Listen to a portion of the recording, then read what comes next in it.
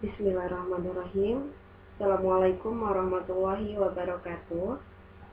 Selamat datang di pelajaran simulasi dan komunikasi digital atau sering disingkat dengan Simkomdik. Pelajaran ini dipelajari oleh kelas 10 seluruh jurusan, baik itu tata busana, TKR, TBSM, ATP ataupun TKJ.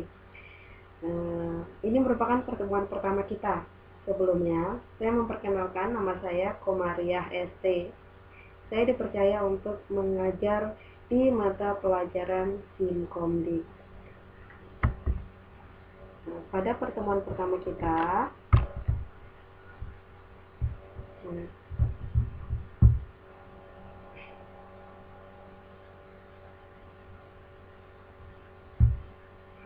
kita akan mempelajari tentang logika dan algoritma.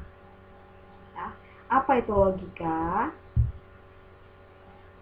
Logika itu berasal dari bahasa Yunani, yaitu logos yang berarti ilmu.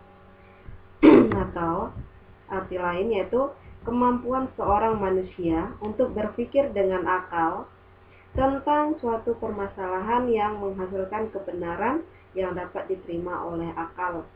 Jadi manusia itu diberi kemampuan untuk berpikir dengan akal dan menghasilkan pemikiran yang dapat diterima oleh akal juga.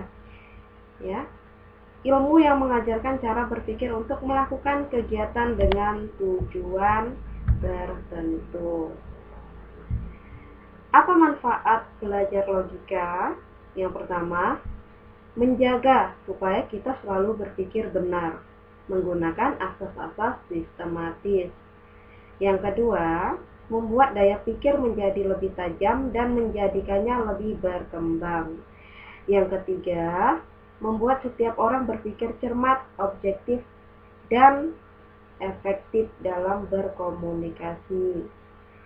Yang keempat, ya, meningkatkan cinta kebenaran dan menghindari kesesatan bernalar.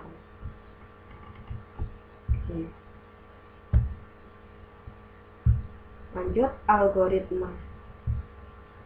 Ya, sebelumnya ada beberapa pertanyaan. Ya. Have you ever had a problem? Apakah Anda pernah punya masalah? Apakah kalian punya masalah atau pernah punya masalah? Ya. Terus, what the meaning of solution? Apa arti solusi? Atau dengan kata lain, apakah kalian punya solusi? Apakah solusinya? Nah, oke. Al-Khwarizmi. Ya. Siapa dia? Ya, Abu Ja'far Muhammad Ibnu Musa Al-Khwarizmi adalah seorang ilmuwan Arab. Ya, kata algoritma tersebut diambil dari nama beliau. Buku yang ditulis oleh beliau yaitu berjudul Al-Jabar wal Muqabalah sekitar tahun 825 Masehi. Ya, definisi algoritma sendiri adalah urutan atau langkah-langkah logis untuk penyelesaian masalah yang disusun secara sistematis dan logis. Ya, kata logis atau logika merupakan kata kunci dalam algoritma. Jadi algoritma itu adalah urutan atau cara-cara kita dalam menyelesaikan masalah. Nah, dia harus logis atau logika. Cara-cara tersebut harus dapat diterima oleh akal manusia. Ya. Langkah-langkah dalam algoritma harus dapat ditentukan bernilai benar atau salah. Ciri-cirinya yang pertama yaitu finiteness atau keterbatasan. Algoritma harus berakhir setelah mengerjakan sejumlah langkah. Nah, yang kedua, definitiveness atau kepastian. Setiap langkah harus didefinisikan secara tepat dan tidak berarti ganda atau ada pengulangan-pengulangannya atau memiliki arti yang sama. Itu tidak diperbolehkan. Ya, harus pasti. Dan yang ketiga, input atau masukan. Algoritma memiliki 0 atau lebih data masukan. Data masukan di sini yang dimaksud adalah ya, permasalahan atau masalah yang akan diselesaikan.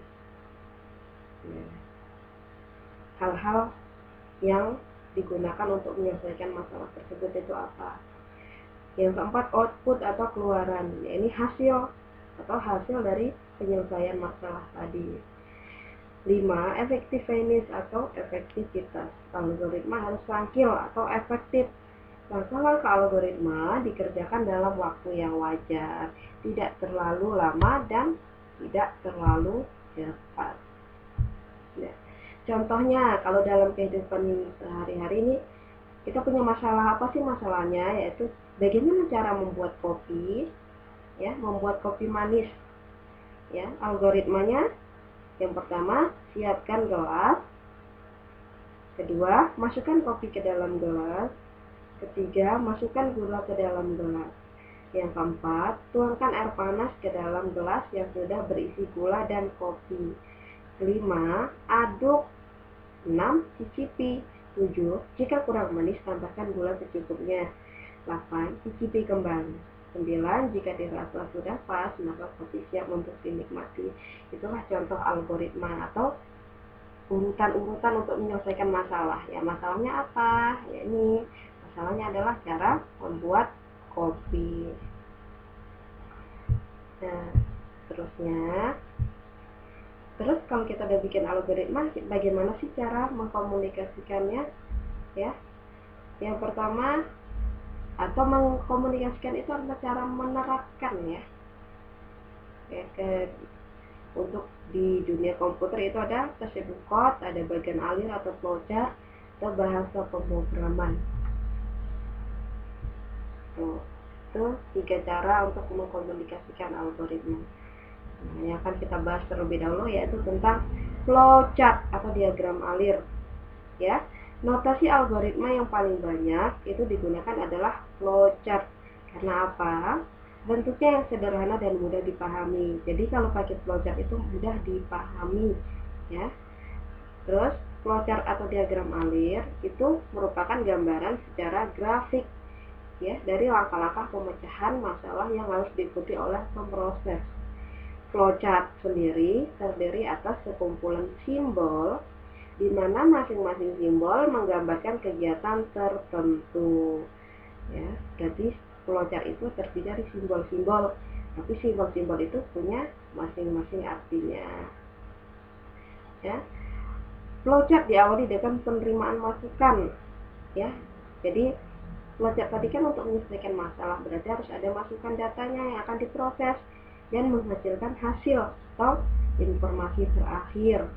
Setelah dikasih data, masukan, ya, diproses, kemudian menghasilkan informasi atau hasil akhirnya. Simbol flowchart seperti apa? Nah, ini kan bisa baca, ya.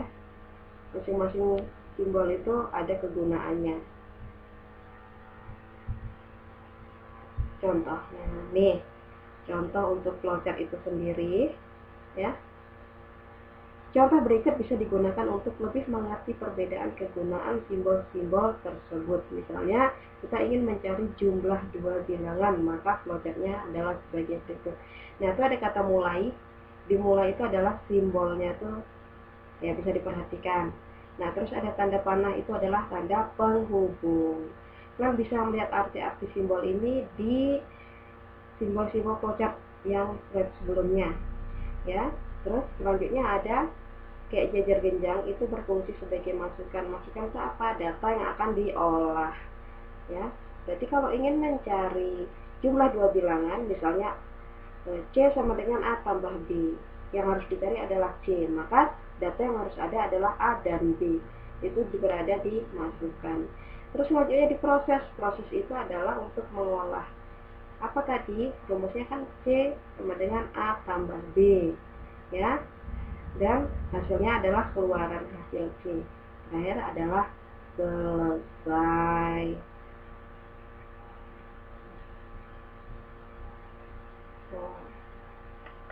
Ya, kira-kira bisa dipahami. Oke, selanjutnya ada, ya, flowchart, prosedur code. Prosedur code itu bentuknya seperti ini, ya, kode-kode.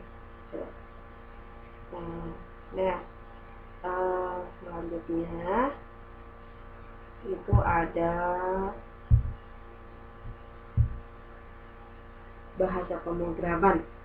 Ini contoh dari sintak atau bahasa pemrograman. Bahasa pemrograman itu banyak ya, ada yang C++, ada Java, dan yang lain-lain.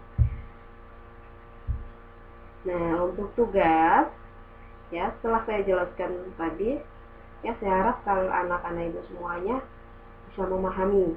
Untuk tugasnya yang pertama, buatlah contoh algoritma dari aktivitas di kehidupan sehari-hari. Banyak ya itu algoritma.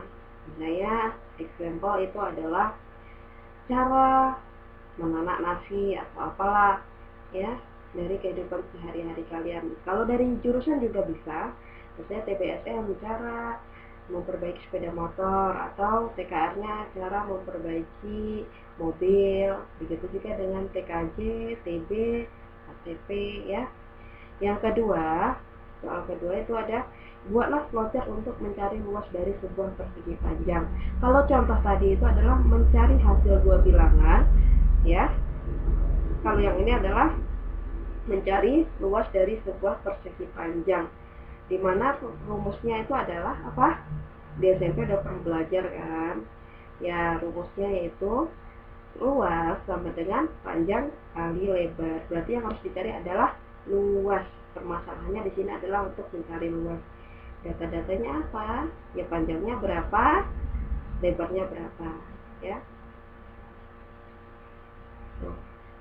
Nah, catatannya yaitu tugasnya dibuat di kertas HPS dan dikumpul sesuai jadwal yang sudah ditentukan dari sekolah. Nah, ketika nanti sudah pas waktu pengumpulan, silakan semuanya tanpa terkecuali ya, silakan tugas-tugasnya dikumpulkan. Jika ada yang kurang jelas, boleh langsung bertanya ke saya secara pribadi melalui WA. Jika tidak punya nomornya, silakan kalian cari di grup kelas kalian masing-masing ya, karena saya sudah bergabung di grup kelas WA kalian. Oke ya, mungkin cuma sekian ya pelajaran kita tentang logika dan algoritma. Nah, itu pertemuan pertama kita. Sekian dan terima kasih. Assalamualaikum warahmatullahi wabarakatuh. Jangan lupa tersenyum hari ini.